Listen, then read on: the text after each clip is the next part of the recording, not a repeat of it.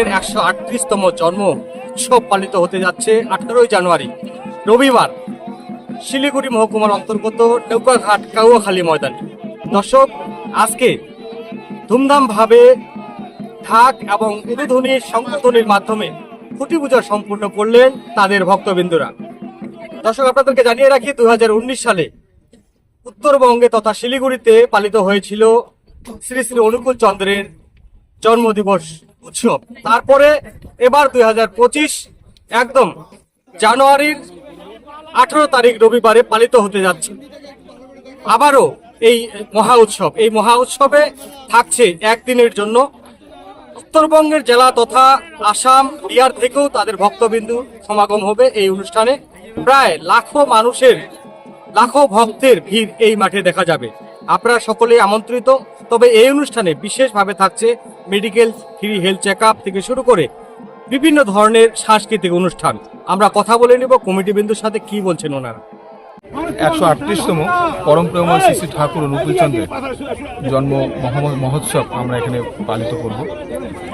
দূর দূরান্তের বহু এই রাজ্য থেকে বাইরের রাজ্যেরও বহু ভক্ত, প্রায় লক্ষাধিকেরও বেশি মানুষ আমরা আগামী 18ই জানুয়ারি 2026-এ ধর্ম বর্ণ নির্বিশেষে, ধনী দরিদ্র গরিব দুঃখী সমস্ত নির্বিশেষে আমরা সবাই একত্রিত হব।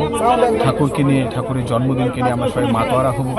আর এই আনন্দ উৎসবে আপনাদের মাধ্যম দিয়ে আমরা সর্বস্তরের মানুষকে আহ্বান করছি, আমন্ত্রণ করছি, আপনারা সবাই সপরিবারে বন্ধু বান্ধব সবাইকে নিয়ে আসবেন।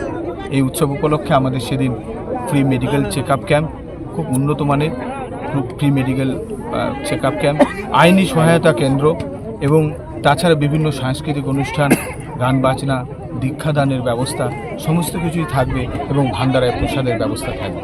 আপনারা সবাই আসবেন। আপনাদের মধ্য দিয়ে আমরা সমস্ত আপাতময় জনসাধারণকে আমন্ত্রণ করছি, আসুন আমরা সবাই একত্রিত হই, আনন্দে মাতা হই ঠাকুরকে কেন্দ্র করে। অনুষ্ঠান কটা থেকে শুরু হবে, কটা শেষ হবে? আমাদের খুব ভোর প্রার্থনা থেকে শুরু হবে অনুষ্ঠান এবং শেষ হবে সন্ধ্যা প্রার্থনার পরে একটি সাংস্কৃতিক সন্ধ্যা হবে ঠাকুরকে নিয়ে, ঠাকুরের গান বাজনা নিয়ে। তারপরে কয়দিন চলবে এই উৎসব? একদিনই চলবে, একদিনই। ঠাকুরের জন্মদিন, আসলে জন্মদিন তো আমরা একদিনই পালন করি, তো সেই জন্য ঠাকুরের জন্মদিন হিসেবে 18ই জানুয়ারি 2026 সেদিন পালিত হবে। উত্তরবঙ্গে শিলিগুড়িতে এবারে প্রথম হচ্ছে না? এর আগেও হয়েছে। আমরা অতীতেও এই মাঠে করেছি। হ্যাঁ, প্রতি বছরেই আমাদের ছোট করে হয়। এবারে যেহেতু পরম পূজ্যপাদ আচার্যদেব আমাদের দেওঘর থেকে বলেছেন যে জেলা ভিত্তিক, প্রত্যেকটি জেলা এবং বৃহত্তরভাবে এটা করা। আপনারা কিছুদিন আগে দেখেছেন আলিপুরদুয়ারে বৃহত্তর আকারে হয়েছে, গতকাল টুঙ্গিডিগিতে হয়েছে, আসামে গোসাইগাঁওতে বৃহত্তর আকারে গতকাল আনন্দ উৎসব হয়েছে। আমাদেরও সেইভাবে আপাতময় শিলিগুড়ির সমস্ত জনসাধারণ, শিলিগুড়ি তথা পার্শ্ববর্তী জেলা, পার্শ্ববর্তী রাজ্য সমস্ত জায়গার ভক্তজন এবং শুধু ভক্তজন দীক্ষিত তা না, আপাতময় বহু জনসাধারণ, বহু মানুষ এই আনন্দ উৎসবে আসবে, এটা আমাদের প্রার্থনা। কি নাম আর কি দায়িত্বে রয়েছে? আমার নাম দীপক সিংহ, আমি ঠাকুরের সেবক। সবাই আমরা সেবক, বিশেষ কিছু দায়িত্ব আমাদের না, কিন্তু আমরা সবাই সেবক ঠাকুরের। কি বলবেন, পুরো মহা উৎসব পালিত হবে আগামী 18ই জানুয়ারি। সবাইকে আমার শ্রদ্ধেয় জয়গুরু। আপনারা আমাদের শ্রী শ্রী পরম প্রেমময় শ্রী শ্রী ঠাকুর অনুকূল চন্দ্রের 138তম জন্মদিন উপলক্ষে সারা পৃথিবী জুড়ে, ভারতবর্ষের বিভিন্ন রাজ্যে, পশ্চিমবঙ্গের বিভিন্ন রাজ্যে বিভিন্ন দিন থেকে আমাদের বিভিন্ন রবিবার, বিশেষ করে এবারে রবিবারের দিনগুলো বিভিন্ন জায়গায় উৎসব পালন হচ্ছে। আমাদের গ্রেটার যে আমাদের শিলিগুড়ি, বৃহত্তর শিলিগুড়িবাসী দার্জিলিং জেলা তথা দার্জিলিং জেলায় যে ষষ্ঠী সৃজনী উৎসব এর আগে 2019 সালে হয়েছিল। এবার দ্বিতীয়বার আবার আমাদের শ্রী শ্রী ঠাকুরের 138তম জন্মদিন উপলক্ষে আমরা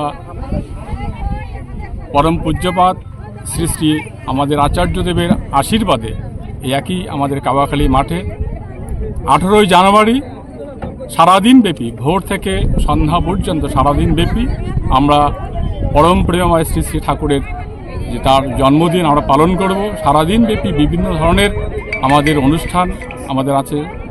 সেই অনুষ্ঠানে আমরা এই উৎসবকে একটা মহোৎসব রূপ একটা দেওয়ার জন্য আমাদের পরম প্রেমময় এবং আমাদের আচার্যদেব উনি আশীর্বাদ করেছেন, ইচ্ছা প্রকাশ করেছেন আমাদের বৃহত্তর শিলিগুড়িবাসী সকলে যেন এই উৎসবকে তারা আসেন। সর্বস্তরের মানুষ, উনি বললেন জাতি ধর্ম বর্ণ নির্বিশেষে সকল স্তরের মানুষ উৎসবকে আসুন, উৎসবকে উপভোগ করুন, অনুষ্ঠানকে উপভোগ করুন এবং আমাদের শ্রী শ্রী ঠাকুরের যে আদর্শ, সেই আদর্শ আমরা আমাদের যে জীবনে, আমাদের পরিবারে, আমাদের সমাজে, আমাদের রাষ্ট্রীয় সেবায়, সর্ববৃহৎ যে আমাদের মানুষের সেবায় এই আদর্শ আমরা কি করে এই উৎসবের মধ্য দিয়ে তাদের পৌঁছে দিতে পারি, সেটাই হচ্ছে আমাদের এই উৎসবের মূল উদ্দেশ্য। এবং উৎসবে সারাদিনব্যাপী